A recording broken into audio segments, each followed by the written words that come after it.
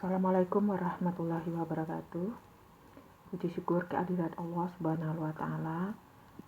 Pada kesempatan ini kami akan mempresentasikan laporan kemajuan riset kami dengan judul Eksplorasi Dimensi-dimensi dan Pengukuran dalam Pemodelan Intellectual Capital, studi kasus pada usaha mikro kecil dan menengah di Kota Padang.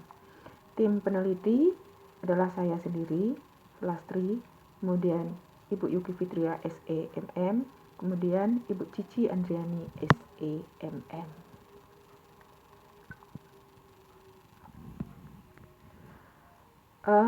Roadmap dari penelitian ini bisa kami sampaikan. Penelitian ini kami bangun berbasis riset yang kami lakukan sendiri, yaitu setidak-tidaknya sudah ada 3 riset yang kami lakukan. Yang pertama dulu tahun 2005, melihat pengaruh intellectual capital terhadap kinerja perusahaan yang go public di BEJ. Kemudian juga pada tahun 2013 kami melihat pengaruh intellectual capital pada kinerja itu studi pada Universitas Negeri Padang. Kemudian yang terakhir ini merupakan tahap pertama dari rangkaian penelitian yang kami presentasikan hari ini, yaitu mencoba untuk memodelkan dimensi-dimensi intellectual capital di perusahaan kecil dan menengah di Kota Padang. Kemudian juga didukung oleh riset-riset lain, misalnya Cipto Hadi dan Agustin. Dia risetnya membuktikan bahwa organisasi atau perusahaan yang mengimplementasikan intellectual capital dapat menjadi salah satu pendukung terhadap keunggulan bersaing baginya. Kemudian juga riset yang dilakukan oleh Ching Chu Huang, Robert Ritter, Michael Taylor itu 2007, itu studinya di Malaysia. Dia menggunakan dimensi yang telah dibangun oleh Nick Bontis. Jadi Nick Bontis ini merupakan pakar yang mengkristalisasikan secara kuat tentang intellectual capital dan banyak dipakai oleh para peneliti sebagai acuan baik internasional maupun nasional. Kemudian ada juga riset dari Dow et al. 2013. Riset ini sangat menarik. Riset dilakukan di Meksiko, di mana dia melihat urgensinya intellectual capital pada perusahaan kecil. Tapi dia juga membuktikan bahwa perusahaan-perusahaan kecil di Meksiko itu sendiri pun belum terlalu memahami apalagi menggunakan intellectual capital tersebut. Jadi riset Dow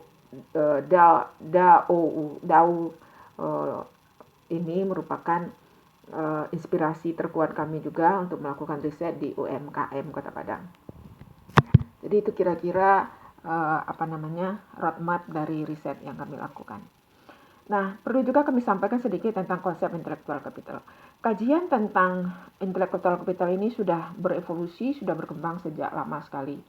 Berdasarkan bacaan-bacaan yang kami peroleh, itu kajian dimulai dari Roos ini dari England, dari Inggris, itu sekitar tahun 1990-an. Itu sudah ada, meskipun jauh sebelumnya istilah tentang human capital, intellectual capital itu telah terlebih dahulu diperkenalkan.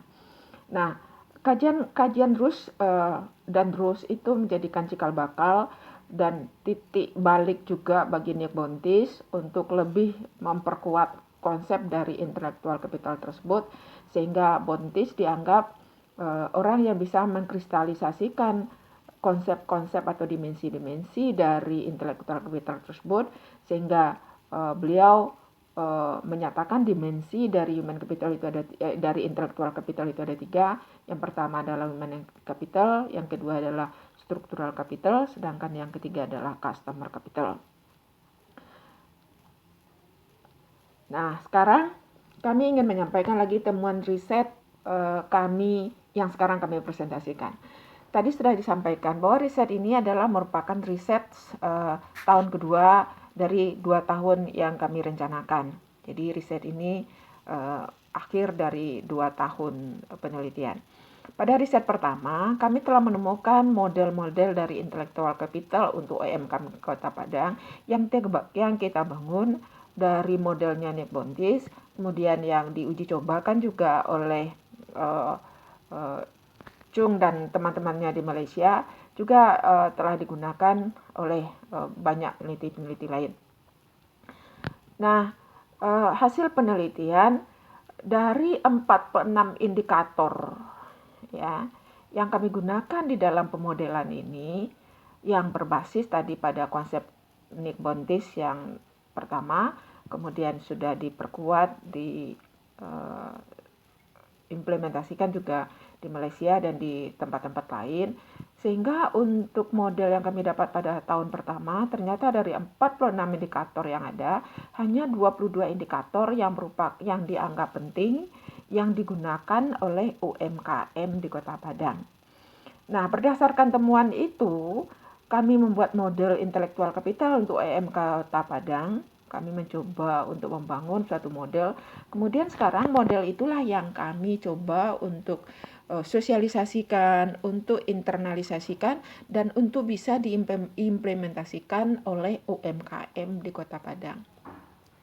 Oleh karena itu, yang menjadi permasalahan pada riset kami sekarang itu adalah belum semua UMKM Kota Padang atau memahami dan mengimplementasikan intellectual capital dalam bisnis mereka. Oleh karena itu, tujuan dari riset ini adalah menyebarluaskan, mendiseminasikan model taksonomi intellectual capital UMKM di Kota Padang yang telah kami temukan pada tahun yang pertama. Sedangkan yang kedua adalah setelah menginternalisasikan, kemudian kami ingin meningkatkan pengetahuan tentang intellectual capital bagi pelaku-pelaku UMKM di Kota Padang. Nah, jadi itu kira-kira tujuan riset yang ingin kami capai pada riset ini. Berikut ini adalah item atau indikator-indikator yang kami katakan tadi, ini yang 22, yang kami bangun dari tadi yang 24. Nah, ini dia. Kemudian metode riset. Metode riset sesuai dengan tujuan yang telah kami sampaikan tadi, bahwa itu adalah untuk mensosialisasikan, untuk internalisasikan, untuk mendiseminasikan, sehingga untuk meningkatkan pengetahuan para pelaku UMKM, maka kami memilih metode FGD sebagai metode riset. Jadi dari metode ini kami bisa menvisualisasikan, kami bisa menginternalisasikan, kami bisa mendiseminasikan, dan kami juga bisa meningkatkan pengetahuan peserta FGD, dan sering juga kami sebut dengan partisipan dari FGD tersebut. Nah, kemudian peserta FGD itu adalah pelaku UMKM. Kami mentargetkan 40 perusahaan, 40 pelaku UMKM, dengan kami pilih secara proportif pada semua pelaku UMKM yang menjadi binaan Dinas Koperasi dan UMKM Kota Padang. Adapun kriteria yang kami tetapkan untuk partisipan tersebut itu adalah di mana omset per tahun perusahaan atau pelaku bisnis itu ada 500 juta per tahun, ya, minimal, kemudian memiliki 5 orang karyawan pada usaha mereka. Nah, sekarang apa yang telah kami rencanakan ternyata tidak bisa berjalan sebagaimana mestinya. Ini disebabkan oleh kondisi COVID-19. Lalu kami mencoba untuk mencari alternatif, sehingga akhirnya kami ketemu dengan alternatif bahwa kami akhirnya membuat modul tentang intellectual capital. Kalau biasanya kami membuat bahan untuk presentasi atau makalah untuk presentasi, kalau kami melakukan FGD berikut dengan topik-topik diskusi atau panduan-panduan diskusi, hal itu tidak bisa kami lakukan, maka kami ganti dengan modul.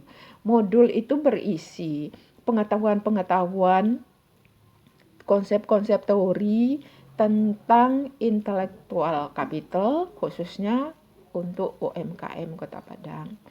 Nah, kami berharap melalui modul partisipan kami di dalam riset ini bisa mempelajarinya dengan baik, sehingga dari awalnya dia tidak tahu, sekarang bisa menjadi tahu. Kemudian dengan setelah menjadi tahu, dia bisa mengimplementasikan di dalam bisnisnya dan bisa menyebarluaskan untuk perusahaannya sendiri dan untuk perusahaan-perusahaan lain di sekelilingnya. Jadi itu yang kami lakukan sekarang akhirnya.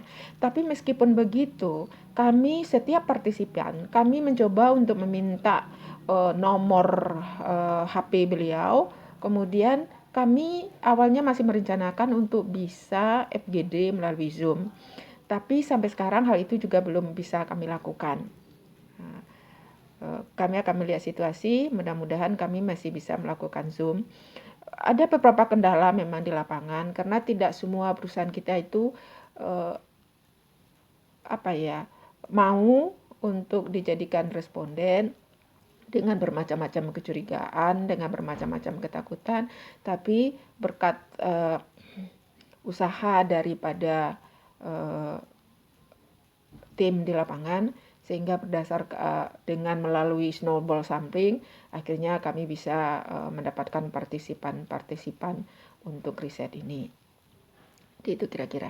Sekarang analisis data yang kami rencanakan dulu adalah untuk mengetahui apakah pengetahuan mereka meningkat dengan adanya FGD ini, maka kami melakukan mengujinya dengan bentuk tes kuesioner.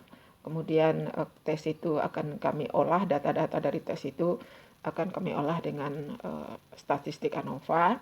Sedangkan untuk di dalam modul juga kami membuat pertanyaan-pertanyaan yang bersifat memberikan pendapat atau bersifat essay. Itu ada yang tertutup dan ada yang terbuka. Nah, pertanyaan-pertanyaan inilah nanti yang kami gunakan sebagai kritisi dan pengembangan terhadap model yang telah kami lakukan. Jadi itu kira-kira yang kami lakukan. Nah, sekarang kemajuan untuk data kuantitatif itu sudah dalam proses analisis. Kemudian untuk data kualitatif ini sedang identifikasi, sedang mengelompok-kelompokkan, kemudian untuk dianalisa lebih lanjut. Nah, itu untuk data-data kualitatif. Sedangkan berikut adalah capaian dan target luaran. Tadi sudah dikatakan bahwa kami sudah boleh dikatakan selesai mengumpulkan data. Kalaupun ada nanti kami melakukan Zoom kami lakukan nanti untuk konfirmasi tentang data-data yang telah kami peroleh melalui penyampaian modul, melalui penyampaian kuesioner, dan melalui penyampaian daftar-daftar pertanyaan, baik yang terbuka maupun yang tertutup. Nah, jadi kami sedang melakukan analisis data, kemudian sedang mempersiapkan artikel sebagai luaran dari penelitian ini. Kemudian nanti kami sedang untuk bagian awal itu sudah bisa dikatakan hampir selesai dan ini jadi akan dilengkapi nanti dengan temuan juga sudah kami paparkan secara kasar, kemudian nanti akan memperkuat di temuan, kemudian discuss dari artikel itu, kemudian nanti membuat simpulan akhir dari artikel. Jadi itu untuk artikel yang sedang kami lakukan.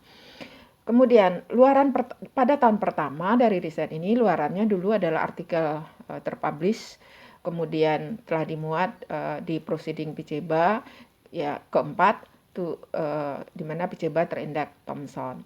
Untuk tahun kedua ini sesuai dengan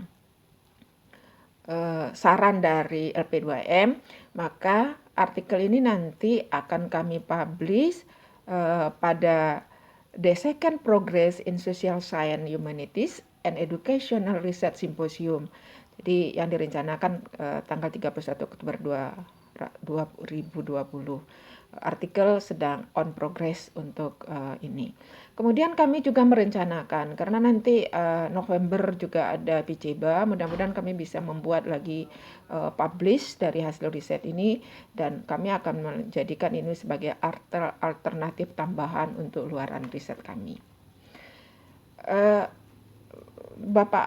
Bapak dan Ibu reviewer, itu kira-kira presentasi dari riset kami, laporan kemajuan riset kami. Terima kasih, banyak sekali kendala, banyak sekali hal-hal lain yang mungkin dalam teknis tidak begitu sempurna. Kami mohon maaf semuanya. Terima kasih kepada Bapak Ketua LP2M dan jajaran beliau, kemudian kepada Bapak Ibu yang mereview nanti dari laporan riset ini. Mohon maaf atas semua kekurangan. Wabillahi taufiq wal hidayah. Wassalamualaikum warahmatullahi wabarakatuh.